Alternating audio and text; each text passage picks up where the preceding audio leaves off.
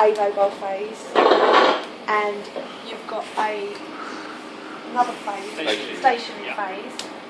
So you are measuring the amount of time it takes to go a certain way away from like for the mobile phase to go a certain way away from the stationary phase. So it's almost, yeah. So you're thinking TLC, right? Yeah. Chromatography, yeah. It's a bit like that, but slightly different. Okay. But yes, I'm absolutely sure there is still the mobile phase and still the stationary phase. It takes ages. In this case, it doesn't take ages. Oh, okay. Right. In this case, you're analysing the gas. Okay. But obviously, yours is a liquid, so hence it's actually called a gas and liquid chromatography. Okay. So I'll go through it. It's really quite simple. It's got 4 basic parts to it. You've got your injection port at the top. This is where you introduce your samples into it. Right. The injection port is heated to 150 degrees. Right. So the moment you inject it, it vaporises, it turns to a gas. Yep. Okay. Ooh. Inside the column, there's a coil. Right. Okay. This is where the separation takes place. Okay. So inside that coil is the stationary phase. Okay. So that does the splitting of your components apart. Bit. Right. What is the stationary phase? It's a chemical called carbo wax. Carbo wax. Okay. Yes. It's purchased from a company. They obviously very secretive about what it actually is. I think I've seen that in there. Yeah. So this would be carbo wax 20 metres. Okay. Yeah, the column is 20 metres. Yeah. Okay. Column at 80 degrees. Yep, the column's 80. The reason is, if you don't keep it at 80 degrees, what happens is you inject your liquid through, it vaporises, but then it condenses back to liquid in the column. So by keeping, by keeping it at 80, you're maintaining it as a gas. Okay. Right. What happens is then the mobile phase comes in, which is that's the nitrogen generator. Okay. So you're using nitrogen gas as the mobile phase. So what the mobile phase does is it literally just pushes your components around the column. Okay. If you don't have a mobile phase, what happens is it just goes around and sits there. Yeah. So in a sense, you're flushing it through. Yeah. Okay. And you've got your detector at the top. Yeah. That's called the flame ionization detector. Okay. And the detector is connected to the printer. Okay. Right. So this is what you would see. Oh, yeah. Okay. That's fine. You can keep this if you want. Right, so what happens is, when you haven't got anything coming out, okay, you just get a steady baseline. Okay. Right, when your component comes out and it's been detected, it registers as a voltage spike. Okay. Okay. So you will have 2 voltage spikes. Okay. The first one that comes out is ethanol. Right. Okay. Ethanol being slightly lighter comes out a bit quicker. Okay. Okay.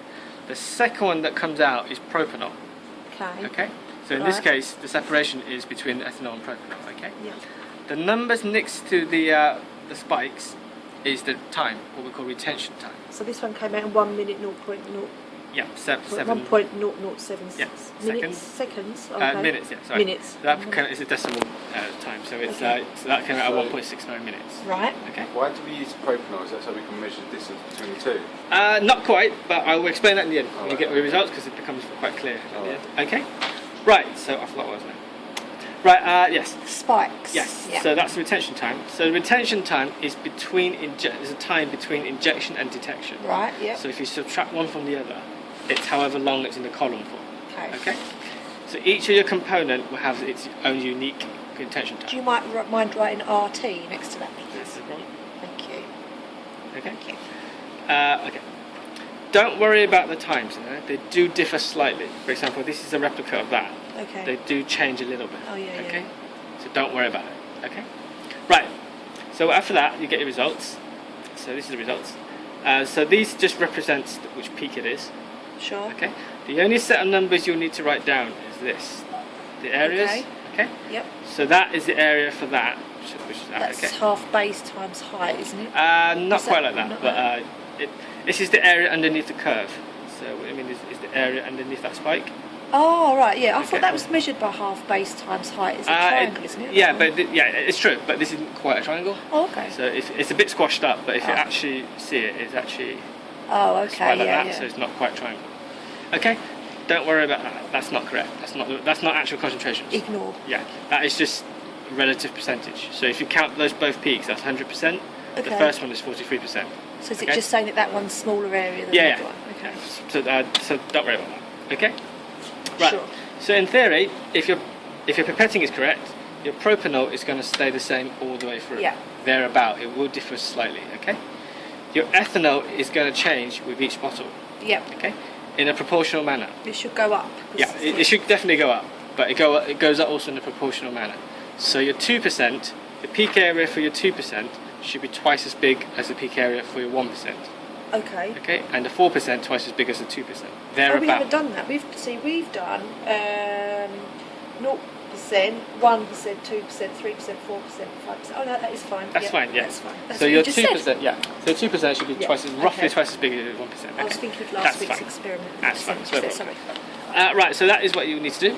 You will need to do each one twice. Yeah. Okay, so you need to inject each one twice. Okay, hence So one after the one other. after the other. Okay, Cool. hence you have 2 weeks. Okay. Right, the 0% one is the only one where you're going to have one peak because you have no ethanol. Yeah. It's just a propanol peak. Cool. Okay. And do we do that just once or twice? Twice. Do we Okay. do that twice? And when we're writing it up, do we take an average of the two? No, Or- you plot both of them on the same line. So, Oh, okay. So you'll have a So we'll have a double line. yeah. So you have a graph. double line on the graph. Okay. I'll explain that why. It's With the 'cause it's- colours, you do 2 different colours, don't you? I'll leave that up to you. You normally do an Excel anyway. So. Yeah. Okay. Right. I hate Excel. No problem. So I will now show you how to inject the first one. Okay. It's quite simple. Is that your 0%? Yeah, yeah. Okay. Yeah. Keep that. As well.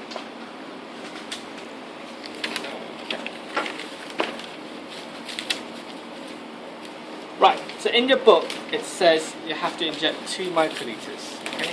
Right. This is a 5 microliter syringe. Okay. Okay. But before you inject, okay, needless to say, it's a needle, so very sharp. So do be careful. Yeah. Right, so before you actually inject, you have to clean the syringe out. Okay. And you clean it, It's like a Friday night, isn't it, Vic? and you clean it with this solution that you're using Okay. that you can The inject. zero. Okay, so I'll just take this off or something. Okay, I'll stick it back. Right, so the way to do it is you pop your syringe in there, okay, making sure that your needle's in the liquid, okay. And you take out about 5, roughly 5 strands. I'm not be exactly right. Do you do this between each measurement? Yes. Okay. You don't have to do it if you're replicating it, but if you move on to Oh, the next okay. bottle, you do Okay, have to cool. flush it out. Okay. So literally just flushing it out. Do that about 4 or 5 times, just to make sure this is absolutely clean before you inject.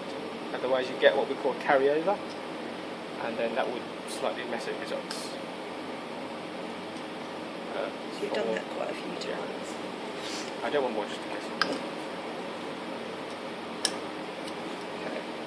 Right, so it says you inject 2, but we ask you to take 3 out. 3 out. Okay, so I'll put that back in. Right, that's a good example. Right, before you do anything, when you first take liquid out, you must check for air bubbles. Okay, can you see there's an air bubble roughly about 1.5? It's a very small one. Yeah, just slightly. Yeah. Yeah. Yeah. Can you Like see? a needle. There's a bit what you can see. It's just literally just. God, blimey, yeah. It's Well very, spotted. It's very very small. If you Clear see from the side, actually, yeah. you can see it If you shining. see air bubbles, you must flush it out. The reason is because you're only injecting 2 microliters, which is a tiny amount. The air bubble could be what 5-6% of the total volume. Right. So to flush it out, literally pop it back in there. Okay. Make sure your needle's in the solution and just do this.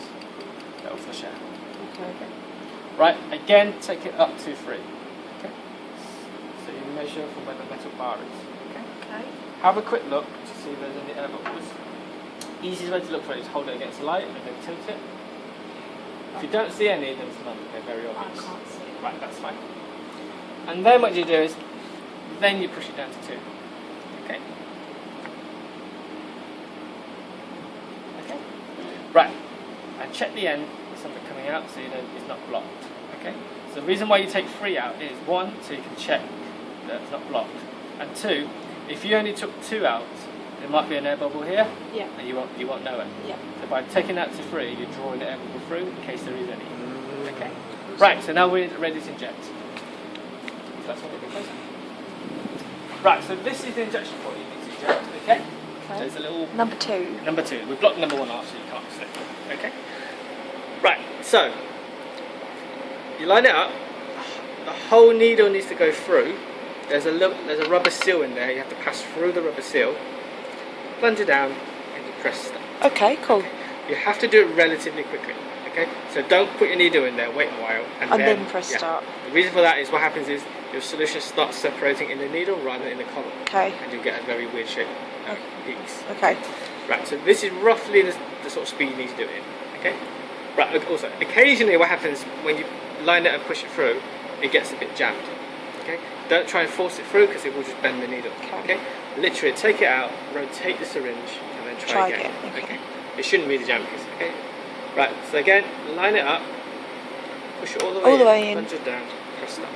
Cool. And then you leave can that take there this once you've pressed start. Yep, and then literally put it down here and then just wait for it to come out. Okay, Awesome. it will take about 2 minutes for it to come out. Sure. Okay? So we don't need to clean this You out. don't need to clean this out, but you can if you want to practice. Entirely up to you. Okay? But you definitely need to clean it out when you move on to the next flask. Okay? Sure. Right, so we'll wait for this one to come out. I'll do watch it you again. do the second. I'll watch you guys do the second one. Okay. And if you're happy with it, then I'll let you guys carry on. Yeah. Okay. Cool. Any questions so far? No. Excellent. I will go and print your little table out. I would do ask you to write down the peak area as you go along, so Okay. I can quickly have a look. Yeah, sure. Just to make sure we're on the right track. Okay. I'll go and Okay. get you up on the table. Thank you. Thank you. I'll Thank come back in you. a few minutes. Right. Also.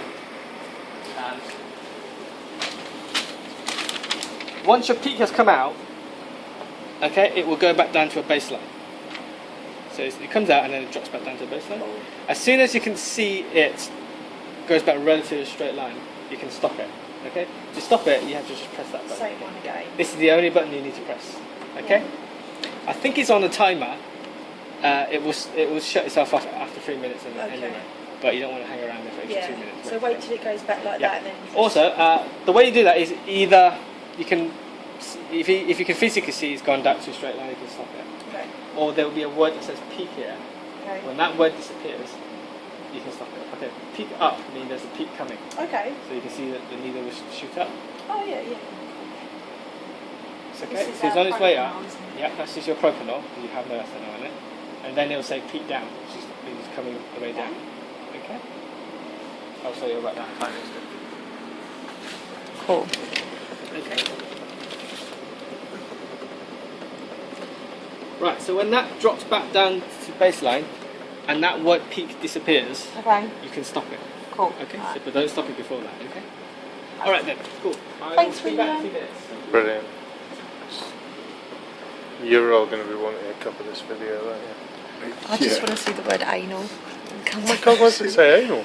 there. I think Why? it's short for analysis.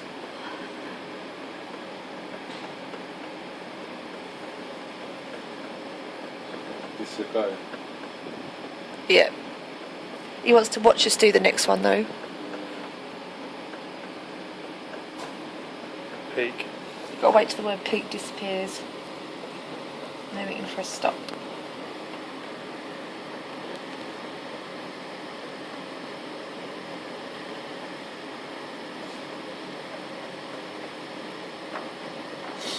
Yeah.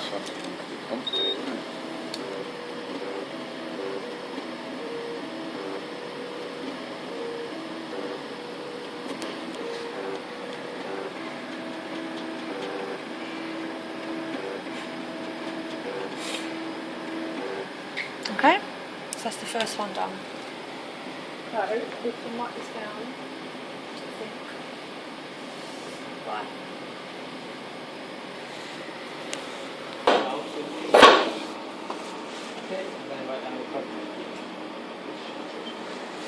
Right, who wants to do this one? Yeah, go on. Okay, so we don't ignore this. Yeah, the ratio is That's just the the percentage in ethanol. it.